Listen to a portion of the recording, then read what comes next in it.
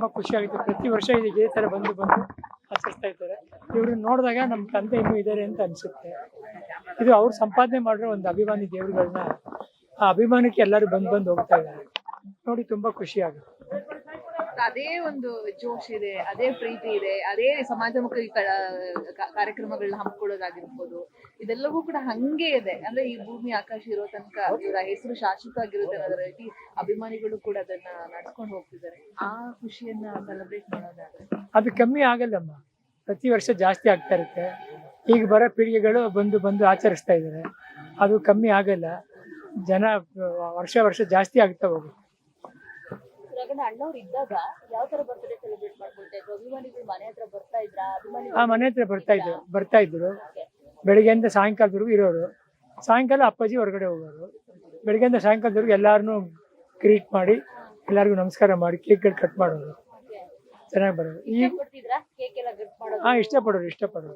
ಒಂದು ಹುಟ್ಟುಹಬ್ಬ ಯಾವ್ದಾದ್ರು ವೆರಿ ಸ್ಪೆಷಲ್ ಅಂತಿದ್ರೆ ಅದನ್ನ ನೆನ್ಪು ಮಾಡ್ಕೊಳ್ಬೋದ ಈ ಸಂದರ್ಭದಲ್ಲಿ ಅಂತ ಹೇಳಿ? ಇಲ್ಲಮ್ಮ, ಪ್ರತಿ ಹುಟ್ಟುಹಬ್ಬನೂ ಸ್ಪೆಷಲ್ ಆಗೇ ಇತ್ತು ಅವ್ರಿಗೆ.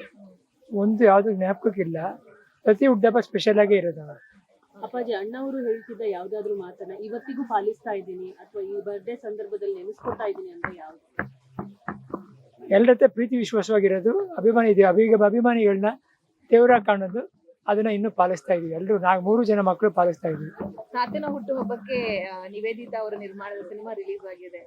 ನೀವು ಈ ಸಂದರ್ಭದಲ್ಲಿ ಆ ಸಿನಿಮಾಗೆ ಒಳ್ಳೇದಾಗ್ಲಿ. ಸಾಮಾನ್ಯವಾಗಿ ಇಂಥ ದಿನದಲ್ಲಿ ಅಪ್ಪು ಸಿನಿಮಾ ರಿಲೀಸ್ ಆಗ್ತಿತ್ತು ಯಾವುದಾದ್ರು. ಇವಾಗ ಅವ್ರದ್ದಾಗಲಿಲ್ಲ. ಮೊಮ್ಮಗಳು ಪ್ರೊಡ್ಯೂಸ್ ಮಾಡಿರೋ ಸಿನಿಮಾ ರಿಲೀಸ್ ಆಗ್ತಿದೆ, ಫೈರ್ ಫ್ಲೈ ಅಂತ. ಅದಕ್ಕೆ ಒಳ್ಳೇದಾಗಲಿ. ನಿಮ್ಮ ಮನೇಲಿ ಆಲ್ಮೋಸ್ಟ್ ಎಲ್ರಿಗೂ ಏಪ್ರಿಲ್ ಅಲ್ಲೇ ಬರ್ತ್ಡೇ ಇರೋದು. ಏಪ್ರಿಲ್ ಅಂದ್ರೆ ದೊಡ್ಡಮನೆ ಫ್ಯಾಮಿಲಿಗೆ ಒಂಥರ ಲಕ್ಕಿ ಅಂತನ. ನಿನ್ನೆ ಇವರದ್ದು, ಇವತ್ತು ಅಣ್ಣವ್ರದ್ದು, ನಾಳೆ ನಡೆದ್ರಲ್ಲಿ ಧೀರೇಂದ್ರ ಯಾರದ್ದು ಇರಬೇಕು. 30ನೇ ತಾರೀಕು ನನ್ನ ಚಿಕ್ಕ ಮಗಳದಿದೆ, ಚಿಕ್ಕ ಮಗಳದು. ಇದೊಂಥರ ಕೂಡು ಬಂದಿರೋ ಒಂದು ಏಪ್ರಿಲ್ ತಿಂಗಳು. ನಮ್ಮ ವಂಶದಲ್ಲಿ, ನಮ್ಮ ಕುಟುಂಬದಲ್ಲಿ ತುಂಬಾ ಜನಕ್ಕೆ ಹುಟ್ಟುಹಬ್ಬ ಆಗ್ತಾ ಇದೆ.